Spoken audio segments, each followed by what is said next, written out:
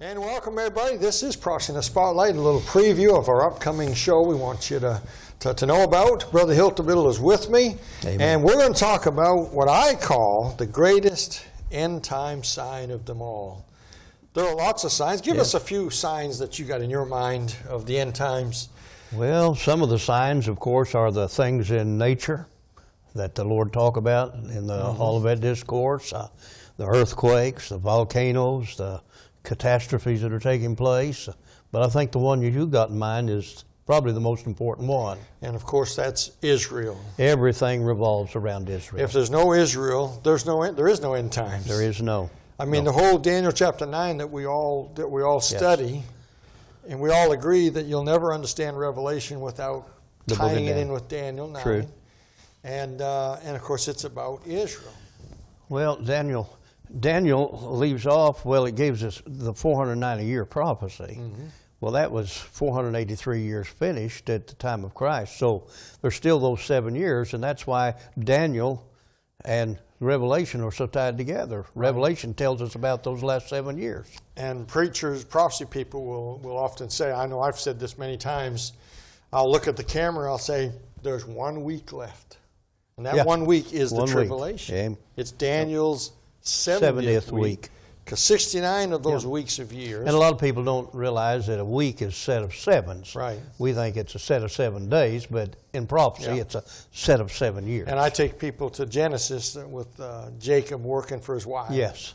And he worked for, when her week was fulfilled, 7 years, then so there's biblical proof and evidence that shows the 7 years is a biblical week. And then the 4th chapter of the book of Daniel, when there were the 7 passed over Nebuchadnezzar in his lunacy, when he had lost his mind, that was 7 years, not 7 days. So, Right, All right, so we're going to talk about, in the program this week, we're going to talk about the greatest end time sign of them all, the nation of Israel. We're going to help you understand where Israel is right now on the time clock.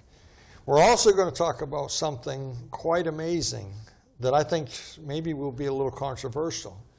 And you and I both agree on this, because we've talked about this in quite a bit of detail. And we both felt like this needs to get out there. I agree. Because of the peace treaty with Mr. Trump. Actually, it's his son-in-law, I think, that came up with this. Yes. But the peace treaty that everybody's talking about in Israel, that Donald Trump proposed, and they're still waiting on the Palestinians to get on board, whether they're going to or not. There is some good stuff in that thing. Sure there is. There's a lot of good stuff. Now, there is a few red flags there, but... Anytime you're dividing Israel, you're in trouble, though.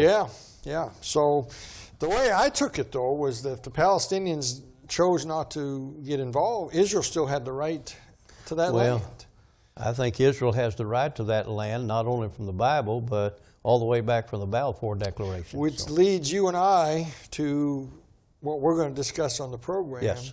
And we're not going to discuss it here. We want to let you know that it's coming. But this thing about the peace treaty, we're going to show you that the peace treaty that everybody talks about is not what the covenant is that's spoken of in the book of Daniel.